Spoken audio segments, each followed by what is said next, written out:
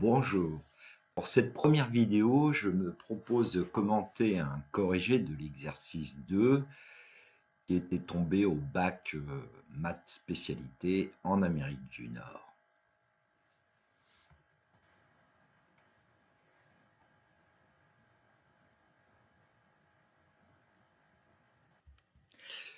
Avant d'aborder l'exercice en lui-même, je vais faire un petit préambule et puis indiquer quelques sites intéressants.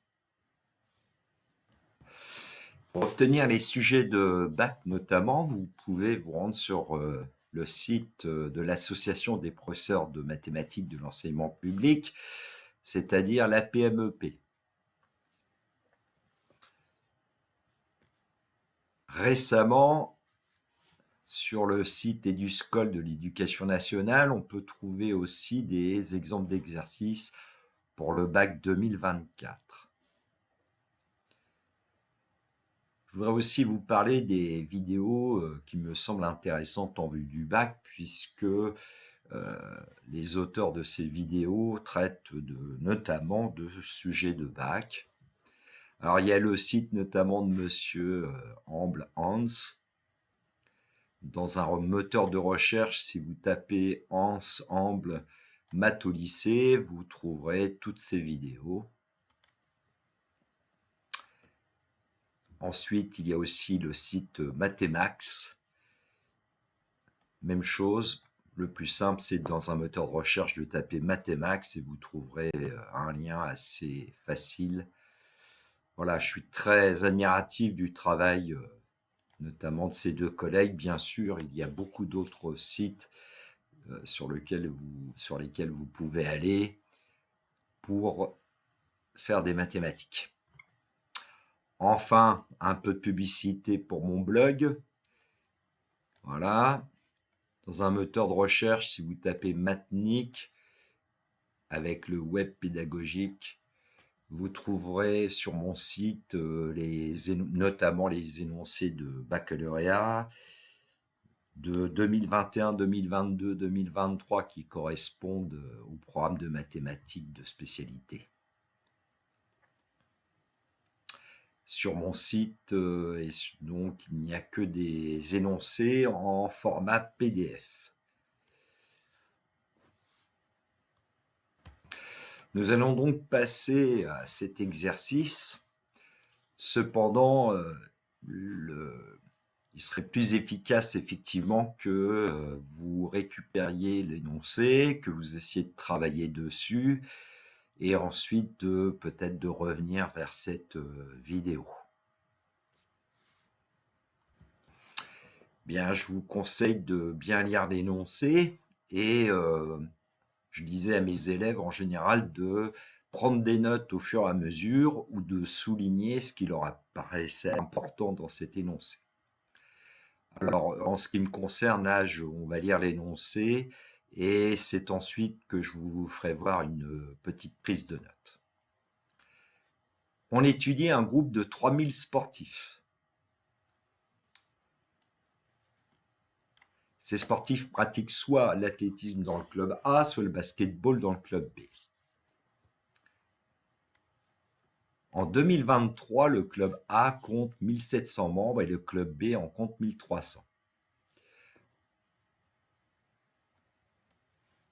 On décide de modéliser le nombre de membres du club A et du club B respectivement par deux suites AN et BN, où petit n désigne le rang de l'année à partir de 2023.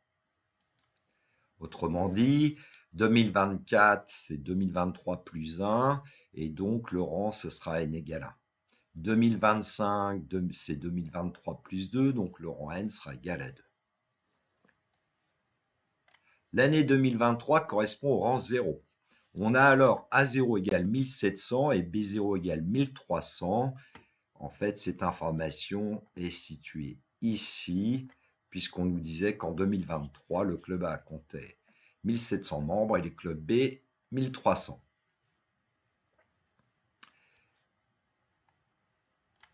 Pour notre étude, on effectue les hypothèses suivantes. Durant l'étude, aucun sportif ne quitte le groupe. Autrement dit, le groupe sera toujours constitué de 3000 sportifs. Deuxième information, chaque année, 15% des sportifs du club A quittent ce club et adhèrent au club B. Et enfin, chaque année, 10% des sportifs du club B quittent ce club et adhèrent au club A.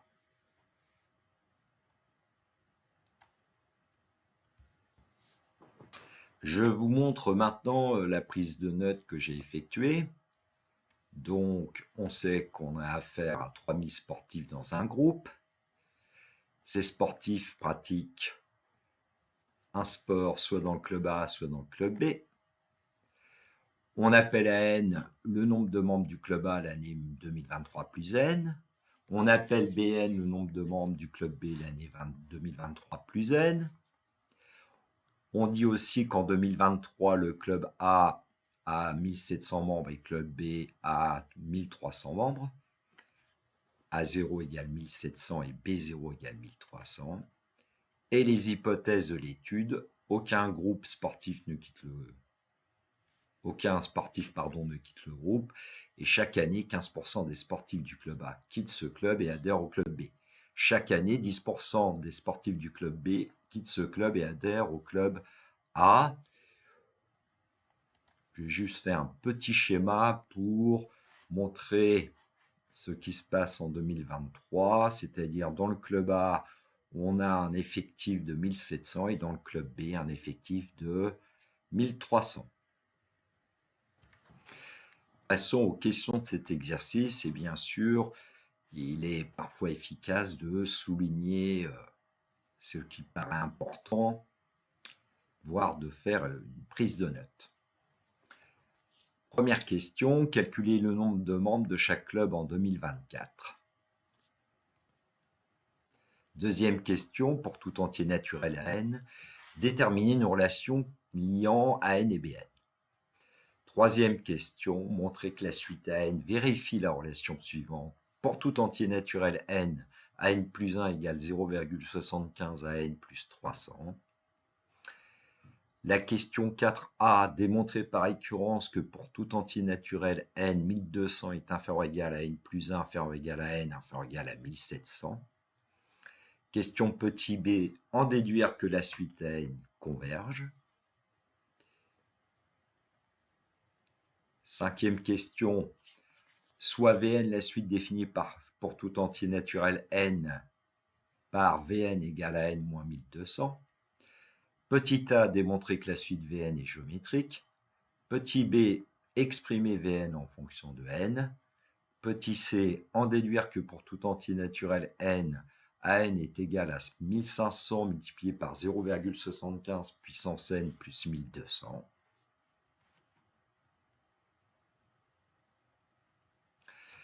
Question 6a, déterminer la limite de la suite AN.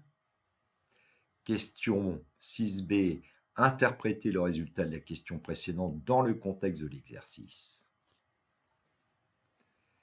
Question 7a, recopier et compléter le programme Python ci-dessous afin qu'il renvoie la plus petite valeur de n à partir de laquelle le nombre de membres du club A est strictement inférieur à 1280.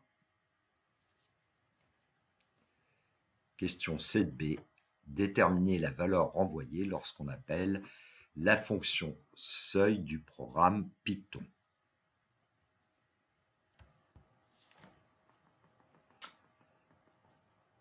Première question, donc, calculer le nombre de membres de chaque club en 2024. En fait, nous allons exploiter deux informations de l'énoncé. Chaque année, 15% des sportifs du club A quittent ce club et adhèrent au club B. Chaque année, 10% des sportifs du club B quittent ce club et adhèrent au club A. Je propose une représentation graphique qui peut nous aider dans ce genre de questions.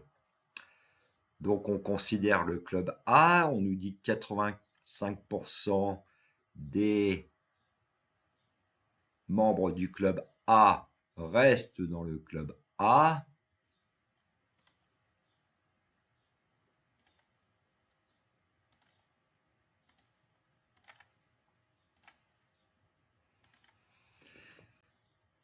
Ensuite, on nous dit que 15% des membres du club A vont adhérer au club B l'année suivante. 90% des membres du club B restent dans le club B et 10% des membres du club B vont adhérer au club A.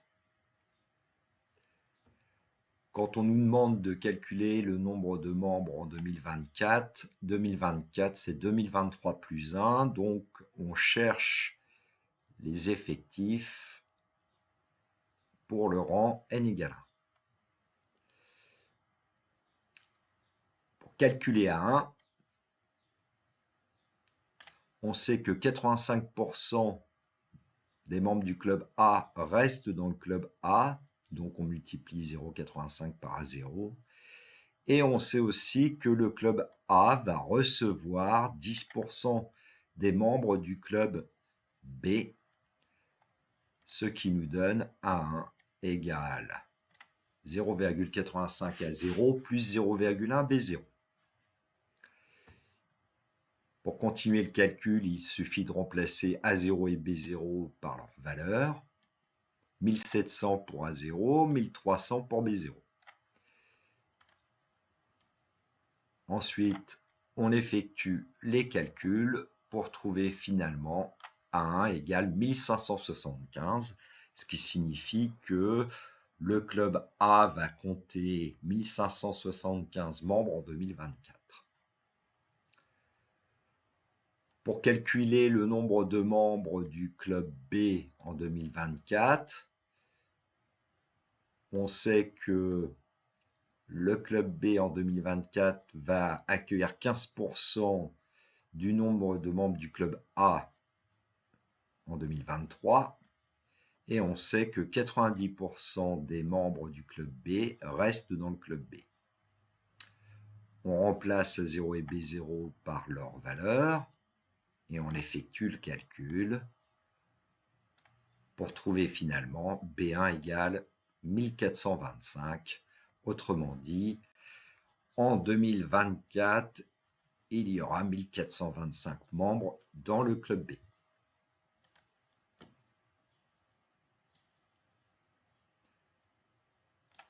Donc la conclusion, en 2024, le club A compte 1575 membres et le club B compte 1425 membres. On peut faire une petite remarque qui consiste à vérifier que la somme des deux effectifs est bien égale à 3000.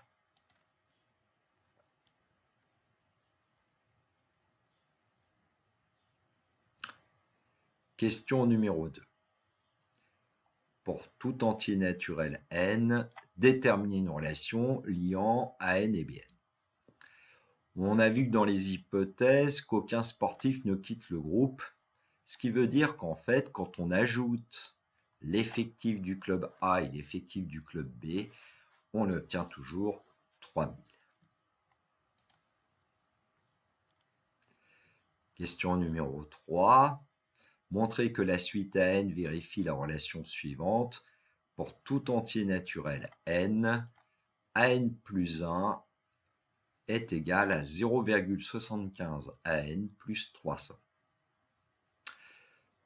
Comme il s'agit de calculer AN plus 1, avec le graphique de tout à l'heure, on peut affirmer que AN plus 1, c'est 0,85 AN plus 0,1 BN. Comme dans le résultat, BN n'apparaît pas, on se doute qu'il va falloir exprimer BN en fonction de AN. On vient de voir que AN plus BN est égal à 3000, donc on peut affirmer que BN est égal à 3000 moins AN. On remplace BN par 3000 moins AN dans le calcul précédent. On développe cette expression. Donc, AN plus 1 égale 0,85 AN plus 300 moins 0,10 AN, ce qui nous donne bien AN plus 1 égale 0,75 AN plus 300. Nous allons faire un petit complément, puisqu'on connaît la valeur initiale, A0 égale 1700, et on connaît aussi une relation de récurrence entre AN et AN plus 1. AN plus 1 égale 0,75 AN plus 300. En fait, je vais vous montrer qu'on peut trouver facilement les termes successifs de la suite AN à l'aide d'une calculatrice. Je ne dispose que d'une calculatrice TI, mais ce qu'on va faire est valable pour tout modèle de calculatrice. En utilisant les deux instructions que vous voyez à l'écran, on va stocker 1700 dans la mémoire A, on va valider. Ensuite, on va stocker 0,75 multiplié par A plus 300 à nouveau dans A, et on va valider, ce qui nous permettra d'obtenir un 1. Mais comme cette instruction 0,75 fois A plus 300 a été stocké dans A, maintenant A vaut 1, et en validant encore une fois, on va trouver A2, en validant A3, et ainsi de suite. Nous allons voir ce calcul avec une calculatrice dans quelques instants.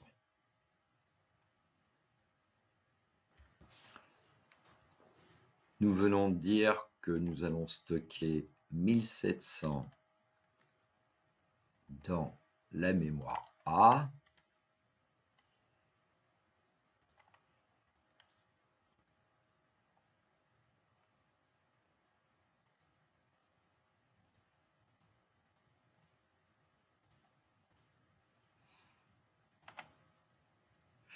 Ensuite, nous allons écrire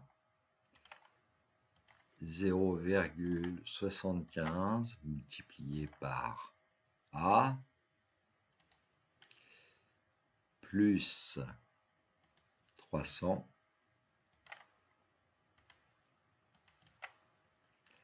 que nous allons stocker à nouveau dans la mémoire A. Ainsi, nous retrouvons la valeur de 1 qui est 1575. En appuyant sur la touche Entrée, nous obtenons A2 1481,25, puis A3. On peut déjà constater que les termes successifs de la suite n semblent décroître. Et en validant un certain nombre de fois, nous allons constater que les termes de la suite AN semblent être minorés par peut-être 1200.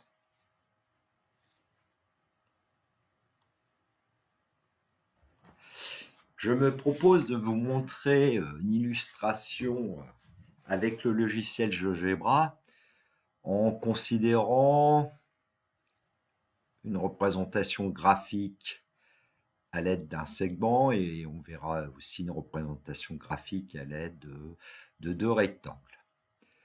Donc on sait que A0 égale 1700, B0 égale 1300. L'année de rang 0.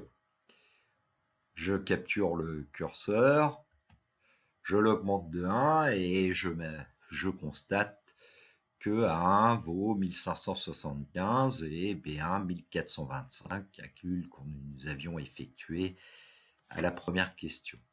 Puis A2, A3, A4, et ainsi de suite. Il semble que les termes de la suite AN diminuent.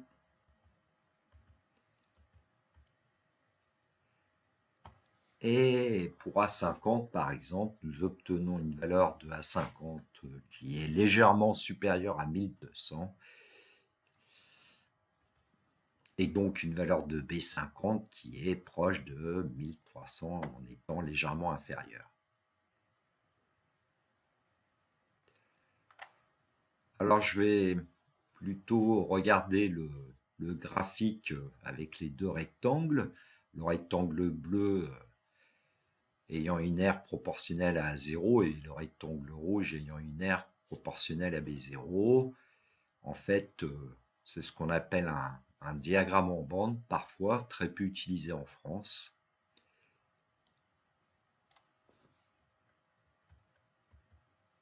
On constate bien que l'aire du rectangle bleu diminue, pendant que l'aire du rectangle rouge augmente.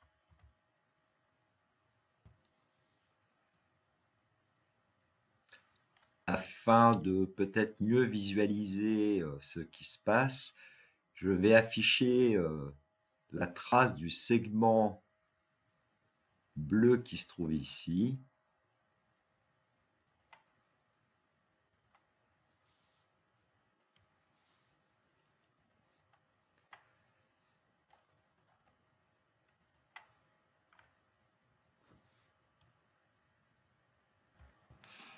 Et aussi la trace du point qui est situé sur le segment.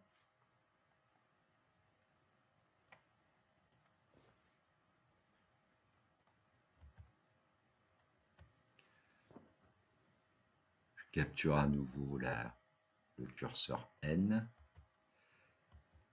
Donc en faisant varier N, nous obtenons cette représentation graphique.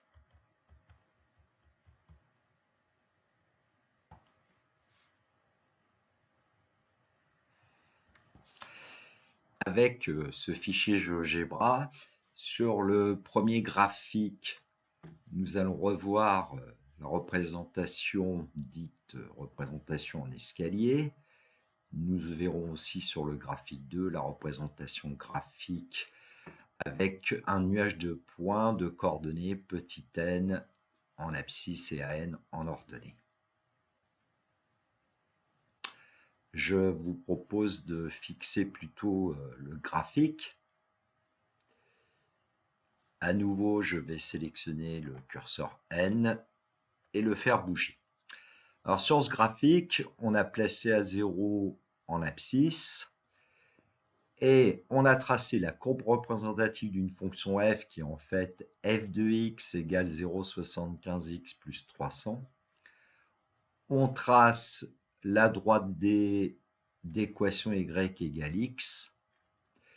Et partant du point de coordonnées à 0, 0, sur l'axe des abscisses, on trace une verticale pour rejoindre la courbe représentative de la fonction f. Et on sait que le point P0 a pour abscisse A0 et pour ordonnée f de A0, c'est-à-dire en fait A1.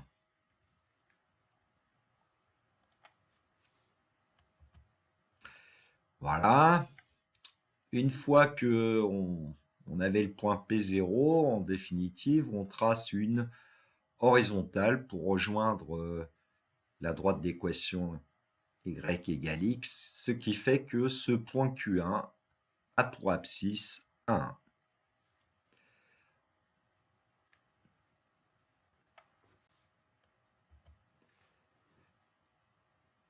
À partir du point que nous avions sur la droite, on retrace un segment horizontal pour rejoindre la droite et l'abscisse de ce point est égale à 2. En fait, quand on effectue cette représentation, on commence par tracer une verticale qui rejoint la courbe, puis une horizontale qui rejoint la droite, une verticale qui rejoint la courbe, puis une horizontale qui rejoint la droite, et ainsi de suite, ce qui fait que nous pouvons obtenir A3, A4, A5, A6, A7, A8. Et on a le sentiment que les points que nous avons tracés, appelés P indicène et Q indicène, se rapprochent d'un point L qui est le point d'intersection entre la courbe de f et la droite d'équation y égale x. On a pu constater qu'effectivement, les termes de la suite AN diminue et semble se rapprocher de 1200. Pour le graphique 2, en fait, j'ai juste récupéré les données du graphique 1 et donc on a A0, A1, A2, A3 qui sont les ordonnées des points AN. Et on peut ainsi conclure de la même façon, la suite AN semble décroissante, minorée par 1200 et même tendre vers 1200. Question 4a, démontrons par récurrence que pour toute n de grand N, 1200 est inférieur ou égal à n plus 1, inférieur ou égal à n, inférieur ou égal à 1700. Cela correspond à la conjecture précédente. Étape numéro 1, appelée initialisation. Nous devons vérifier que la propriété énoncée ci-dessus au rang n va être vraie au rang n égale 0, c'est-à-dire vérifions que 1200 est inférieur ou égal à 1, inférieur ou égal à 0, inférieur ou égal à 1700. Donc on a besoin des valeurs de A0 à 1 que nous avons déjà. A0 vaut 1700 et A1 vaut 1575. Il s'avère que 1200 est plus petit que 1575, plus petit que 1700, plus petit ou égal à 1700. Donc, nous avons bien la relation 1200, inférieur ou égal à 1, inférieur ou égal à 0, inférieur ou égal à 1700. Passons à l'étape 2, l'hérédité. Le principe, c'est de supposer que la propriété demandée est vraie au rang n. Ici, supposons que 1200 inférieur ou égal à n plus 1 inférieur ou égal à n inférieur ou égal à 1700 pour un certain entier n supérieur ou égal à 0. Il s'agit alors de montrer que 1200 est inférieur ou égal à n plus 2, inférieur ou égal à n plus 1, inférieur ou égal à 1700, puisqu'on passe du rang n au rang n plus 1. Alors la petite remarque que je voudrais faire, c'est évidemment de voir comment on peut passer du rang n au rang n plus 1. En fait, comment est-ce qu'on peut passer de AN à n plus 1? Eh bien, on utilise la relation que nous connaissons entre AN et AN plus 1. AN, si on le multiplie par 0,75, ensuite qu'on lui ajoute 300, on aboutit à AN plus 1, ce que je vous ai symbolisé par le petit chemin. Eh bien, c'est ce chemin que nous allons utiliser pour effectuer notre démonstration. Donc, ici, je vais partir de l'hypothèse de récurrence. On suppose que 1200 est inférieur ou égal à n plus 1, inférieur ou égal à n, inférieur ou égal à 1700. Étape suivante, nous multiplions par 0,75 qui est un nombre strictement positif, donc on ne change pas le sens des inégalités. Le chemin nous indique qu'ensuite nous ajoutons 300. On ne change pas le sens des inégalités. On finit par obtenir 1200 inférieur ou égal à n plus 2 inférieur ou égal à n inférieur ou égal à 1575. Ce n'est pas tout à fait ce qu'on voulait, mais comme 1575 est inférieur ou égal à 1700, on obtient l'expression voulue 1200 inférieur ou égal à n plus 2 inférieur ou égal à n plus 1 inférieur ou égal à 1700. Donc, on peut affirmer que pour tout n appartenant à grand N, 1200 est inférieur ou égal à n plus 1 inférieur ou égal à n inférieur ou égal à 1700. Question 4b, en déduire que la suite à n converge. Nous allons commencer par dire que la suite AN est décroissante, puisque nous avons obtenu AN plus 1 égale à N. Ensuite, nous allons pouvoir dire que la suite AN est minorée par 1200. La suite AN étant décroissante et minorée, la suite AN converge d'après le théorème de convergence des suites monotones du cours. Question 5. On introduit une suite Vn définie par Vn égale à n moins 1200 pour tout entier naturel n. Alors, je me propose de faire une petite remarque, puisqu'à la première, à la question 5a, on va vouloir démontrer que la suite Vn est géométrique.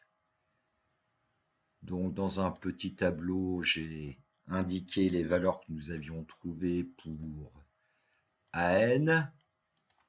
Cette valeur est obtenue facilement à la calculatrice.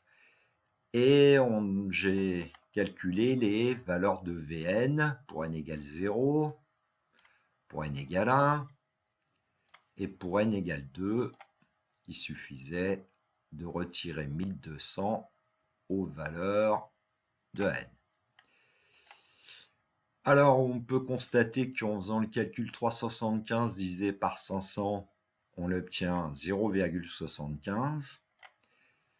En divisant 281,25 par 375, on obtient à nouveau 0,75. Il semblerait que la suite Vn, si elle est géométrique, ça ne peut être que de raison 0,75. Donc la question 5a démontrait que la suite Vn est géométrique. Et évidemment, entre parenthèses, on sait que la raison va être 0,75. Alors, on reprend, on sait que Vn est égal à n moins 1200. Ce qui est valable au rang n est valable au rang n plus 1.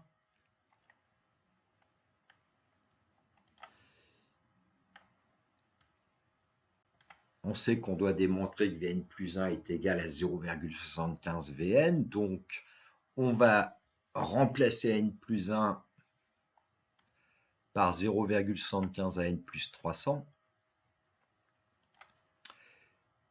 Et comme dans le résultat, n n'apparaît pas, on veut avoir Vn, on va remplacer AN par Vn plus 1200, puisqu'on sait que Vn est égal à n moins 1200. On réécrit le calcul.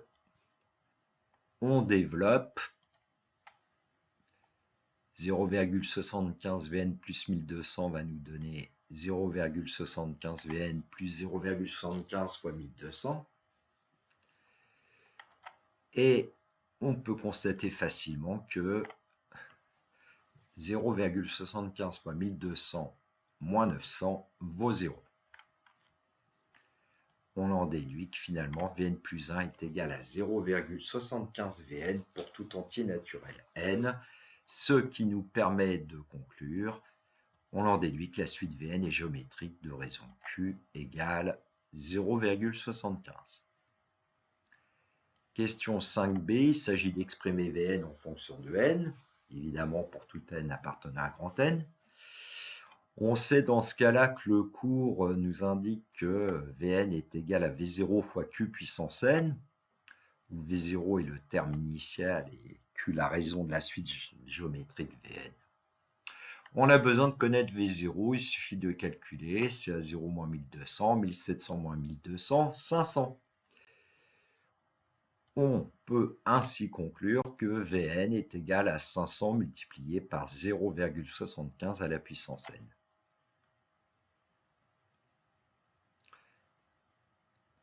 Question 5c, en déduire que pour tout entier naturel n, AN est égal à 500 multiplié par 0,75 puissance n plus 1200. Nous allons récupérer l'expression de Vn en fonction de AN, ce qui nous permet d'avoir AN en fonction de Vn. et ainsi d'obtenir le résultat suivant.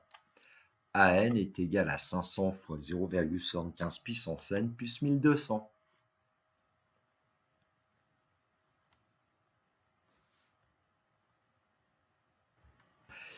Question 6a, déterminer la limite de la suite n. Petit travail au brouillon, on vient de voir que AN est égal à 500 fois 0,75 puissance n plus 1200.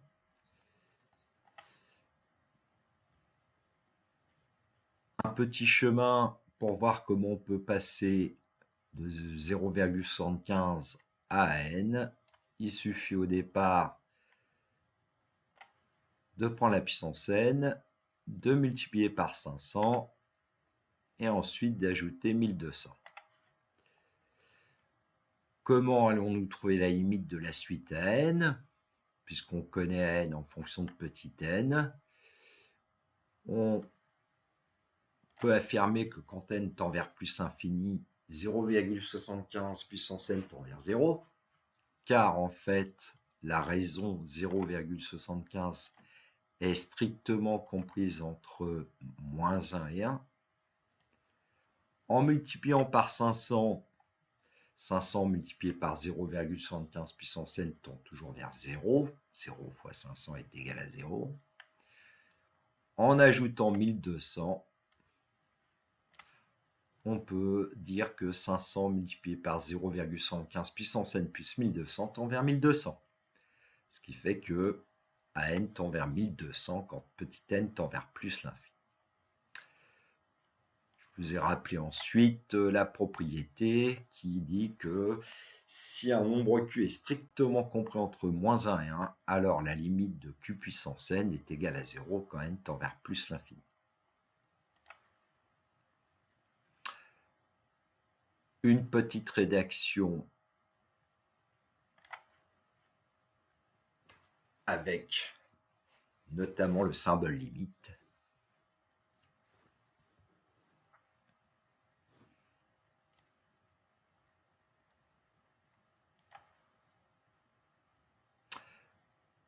Voilà. Question 6b, interpréter le résultat de la question précédente dans le contexte de l'exercice. Donc la question précédente nous a permis de dire que la limite de la suite à n était 1200. N tendant vers plus l'infini, on peut dire qu'à long terme, le nombre de membres du club A va se rapprocher de 1200.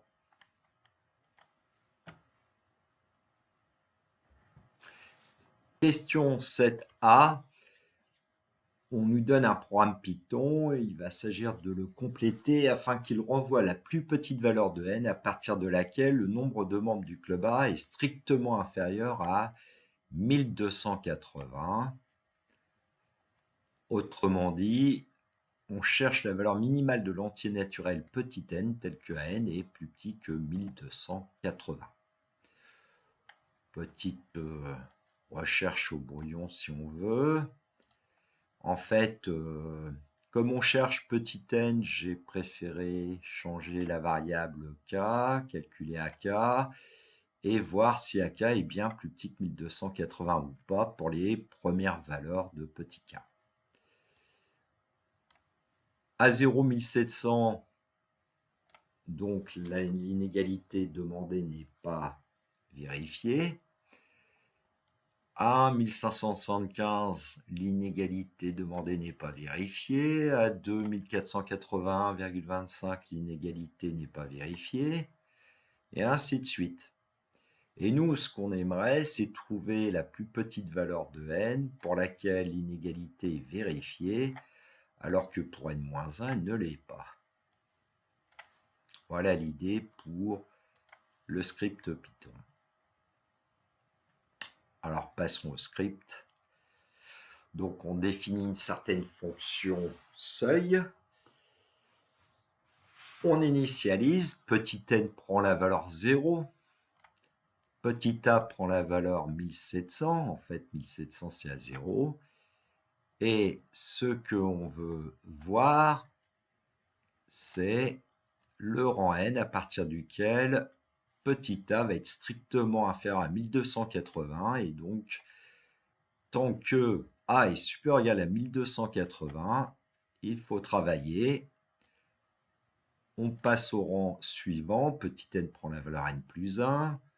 On calcule le terme suivant de la suite à n grâce à la formule ici de récurrence. Et ensuite, il suffit de renvoyer la valeur de n. Deuxième script de Python possible, c'est uniquement le fait qu'ici nous avions utilisé la relation de récurrence alors que nous pourrions utiliser l'expression de A en fonction de petit n.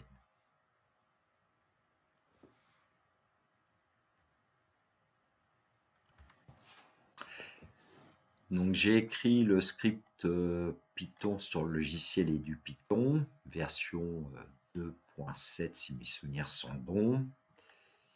Afin de faire agir ce script, il suffit de donner cette instruction print seuil et en exécutant le script Python grâce à la petite flèche verte que vous voyez ici,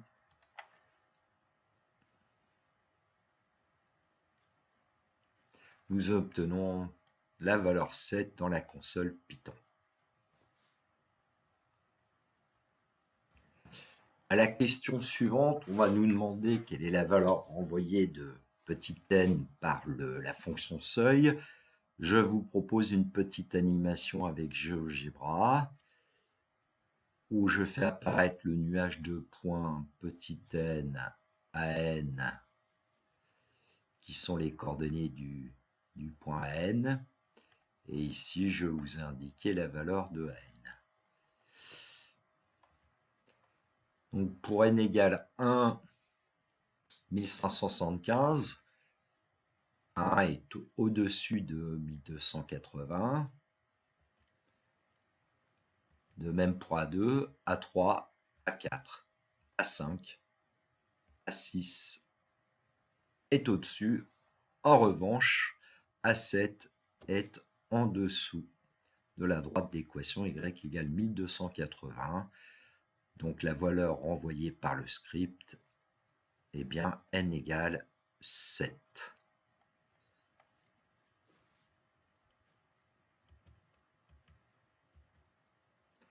On peut aussi remarquer que les valeurs de A, n, quand n augmente, vont se rapprocher de 1200.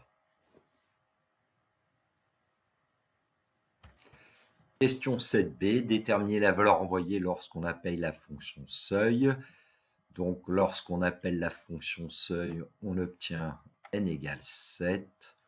On pourrait regarder avec la calculatrice par exemple les valeurs de A6, 1289 environ, A7, 1267, constater qu'A6 est bien plus grand que 1280, plus grand que A7, et donc retrouver cette valeur n égale 7 que nous avons vue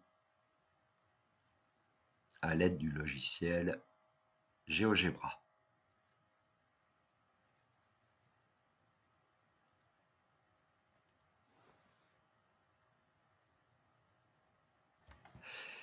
Pour finir, je voudrais illustrer ce que nous venons de voir à l'aide d'un script Python.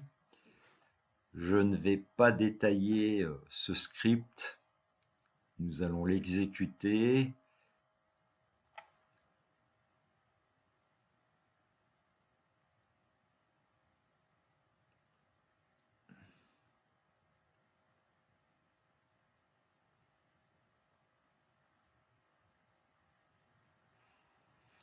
Nous constatons que un graphique s'ouvre et donc au fur et à mesure sur ce graphique apparaissent les points de coordonnées n à n.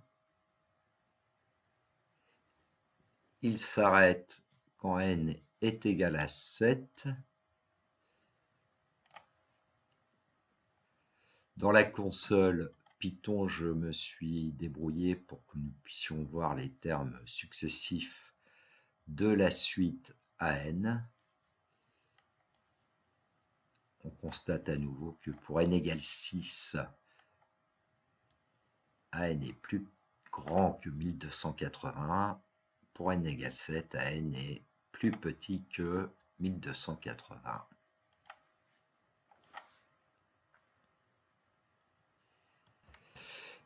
Voilà, notre petit voyage en Amérique du Nord se termine maintenant. J'espère que cette vidéo vous aura plu. C'était ma première. Je vous souhaite une bonne journée. Prenez bien soin de vous et que la force soit avec vous. Au revoir.